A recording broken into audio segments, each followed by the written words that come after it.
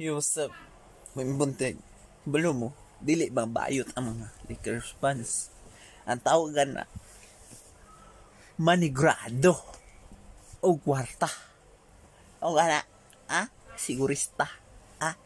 Kay, home court man. Last trade na, matek na.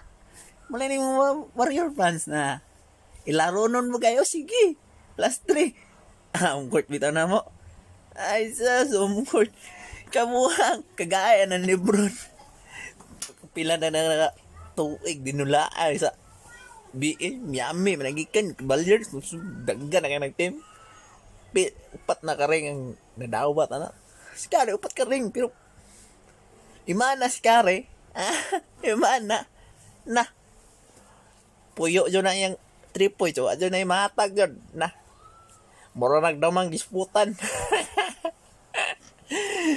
Ayaw mo pa ilan mga Warrior fans, Ay mga Lakers fans, mga ayaw ng plus 3 manigurado na kay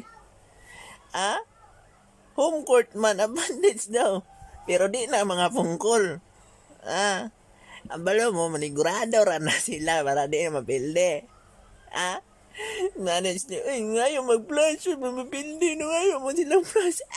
Ikaw mo yung sugot, ni sugot man po mo. Hindi ako pamanda na yung plus. Yabag na mo mga Warrior fans. Naunsa man mo, ni sugot mo, nagpahilan mo. Kagaya ng Lebron Davis nga nagko mga Lakers, Warrior gagmay. Dili kumpiyansan kay mga fighter man. Mga Warrior man, naunsa mga Warrior. Ayaw kumpiyansa niya. Sa home court na, dagan kay fans na. Dahil kay impact mga fans ba, dagan kayo mo baraw. Advantage kayo, pero di mo naman pungko ng Lakers. Ano yung mga Warrior fans, magpailan man tagam ninyo. Kay muwatag man, musugot man mo, plus 3. Ayaw muwatag para way patas ang dula. Di kay dili ng mga pungkol. Na, sige, mananaw na ta. Kay murag nagsugod na jud. Sige. Bye-bye!